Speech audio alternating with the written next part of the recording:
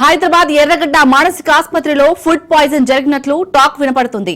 దీంతో రోగి కరణ్ మృతి చెందినట్లు తెలుస్తోంది. మరోవైపు 18 మంది రోగుల్ని ఉస్మానియా ఆసుపత్రికి తరలించారు.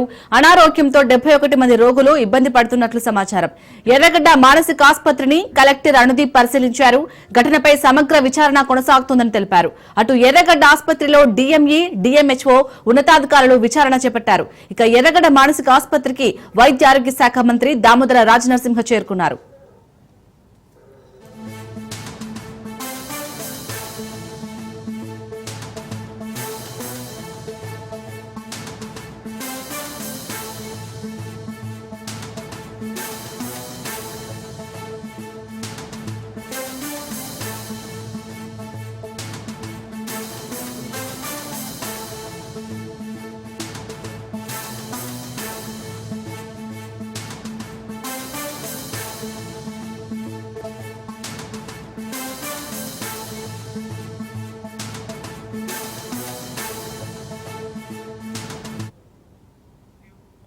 హైదరాబాద్ ఎర్రగడ్డ మానసిక ఆసుపత్రిలో ఫుడ్ పాయిజన్ జరిగినట్లు టాక్ వినపడుతుంది.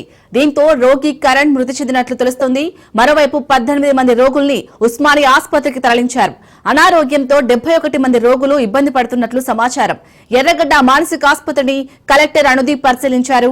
ఘటనపై సమగ్ర విచారణ కొనసాగుతోందని తెలిపారు. అటు ఎర్రగడ్డ ఆసుపత్రిలో DME, DMHO ఉన్నతాధికారులు విచారణ చేపట్టారు. ఇక ఎర్రగడ్డ మానసిక ఆసుపత్రికి వైద్య ఆరోగ్య శాఖ మంత్రి దామోదర రాజనరసింహ చేరుకున్నారు.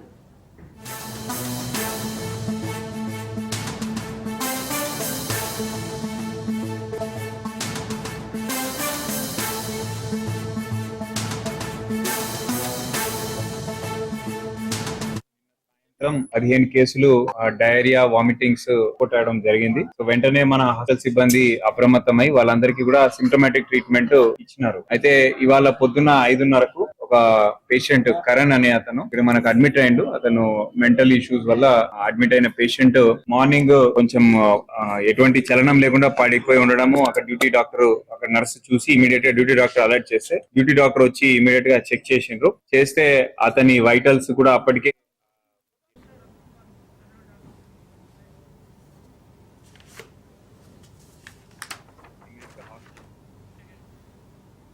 రైట్. ఇక హైదరాబాద్ లోని ఎర్రగడ్డ మానసిక ఆసుపత్రిలో అయితే ఫుడ్ పాయిజన్ జరిగినట్టుగా తెలుస్తుంది. దీనిపై పూర్తి డీటెయిల్స్ మా ప్రతినిధి రత్నకుమార్ అందిస్తారు. రత్నకుమార్, చెప్పండి, అసలు ప్రస్తుతం అక్కడ రోగులు అంటే చాలా మంది అనారోగ్యం బారిన పడినట్టుగా తెలుస్తుంది. వారి పరిస్థితి ఏ విధంగా ఉంది? అప్డేట్స్ ఏంటి? నిన్న ఎర్రగడ్డ మానసిక చికిత్స ఆసుపత్రి మెంటల్ హాస్పిటల్లో దాదాపు 30 మంది రోగులు ఫుడ్ పాయిజన్ కారణంగా అనారోగ్యం పాలయ్యారు. సో వీరిలో ఒక అతను కార్డియాక్ అరెస్టుతో చనిపోయాడు. కరణ్ అనేటువంటి 30 సంవత్సరాల రోగి కార్డియాక్ అరెస్టుతో చనిపోయినట్లు కూడా ఒకవైపున ఆసుపత్రి వర్గాలు నిర్ధారించినటువంటి పరిస్థితి. అయితే ఇప్పుడు అనారోగ్యం పాలైనటువంటి 30 మందిలో 18 మందిని స్థానికంగా ఉన్నటువంటి ఉస్మానియా ఆసుపత్రికి చికిత్స నిమిత్తం తరలించారు. అయితే ప్రస్తుతం ఈ ఇన్సిడెంట్తో ఒక్కసారిగా ఇటు అధికార యంత్రాంగం అప్రమత్తమైంది. ఒకవైపున కొద్దిసేపటి క్రితమే ఇటు వైద్య ఆరోగ్య శాఖ మంత్రి దామోదర రాజనరసింహ ఎర్రగడ్డ మానసిక చికిత్స ఆసుపత్రికి చేరుకున్నారు. ప్రజెంట్ లోపల ఆయన నిన్న జరిగినటువంటి ఇన్సిడెంట్కు సంబంధించి మొత్తం అసలు దాదాపు 30 మంది ఫుడ్ పాయిజన్ కారణంగా అనారోగ్య పాలవడానికి కారణం ఏంటి, అసలు ఈ ఇష్యూ అనేది ఎలా జరిగింది, ఫుడ్ పాయిజన్ అనేది ఏ రకంగా జరిగింది అనేది ప్రస్తుతం లోపల ఉన్నటువంటి సూపరింటెండెంట్ను ఇతర ఉన్నతాధికారులందరినీ కూడా వివరాలు అడిగి తెలుసుకుంటున్నారు. కొద్దిసేపటి క్రితమే ఆయన ఆసుపత్రి లోపలికి వెళ్లారు. ప్రజెంట్ మనం ఆసుపత్రి దగ్గరే ఉన్నాం. ఒకసారి ఇక్కడ చూడొచ్చు. లోపల నుంచి అంటే కేవలం రోగులకు సంబంధించినటువంటి వారిని మాత్రమే లోపలికి అనుమతిస్తూ ఉన్నారు. బయట వ్యక్తులు కూడా ఎవరు లోపలికి రాకుండా ఈవెన్ మీడియాను కూడా లోపలికి అనుమతించినటువంటి పరిస్థితి.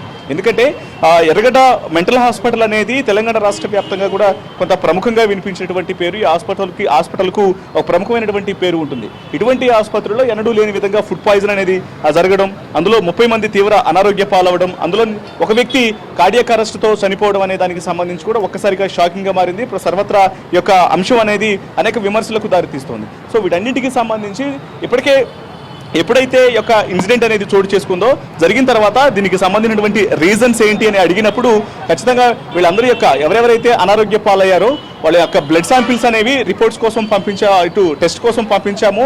ఆ రిపోర్ట్లు వచ్చిన తర్వాత తాము దీని మీద స్పందిస్తాము అనేది సూపరింటెండెంట్ అనితా రాయరాల తెలియజేస్తున్నారు. సో ఆమె ఇప్పటి వరకు ఈ ఇన్సిడెంట్ కు సంబంధించి ఎవరికి సరైనటువంటి సమాధానం చెప్పలేదు.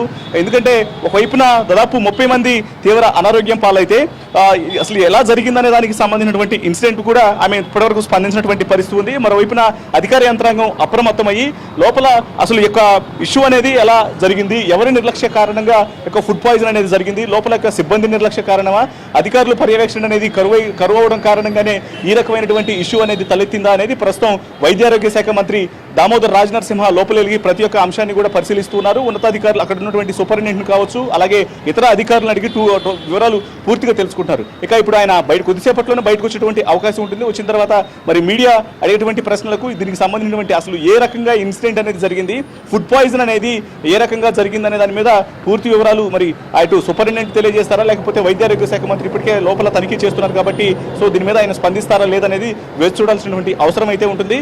మొత్తానికి ఎర్రగడ్డ ఇటు మానసిక చికిత్స ఆసుపత్రిలో జరిగినటువంటి యొక్క ఇష్యూ అనేది అనేక విమర్శలకు కారణమైంది. దీనికి సంబంధించి రిపోర్ట్స్ అనంతరం సూపరింటెండెంట్ తాము వివరాలు వెల్లడిస్తామని తెలియజేస్తున్న నేపథ్యంలోనే ఇవాళ రిపోర్ట్స్ వచ్చేటువంటి అవకాశాలు ఉంటాయి. దీని తర్వాత అసలు ఏమని తెలియజేస్తారు, అసలు ఫుడ్ పాయిజన్ ఎలా జరిగిందనేది కూడా పూర్తి వివరాలు తెలియాల్సినటువంటి అవసరం అయితే ఉంటుంది.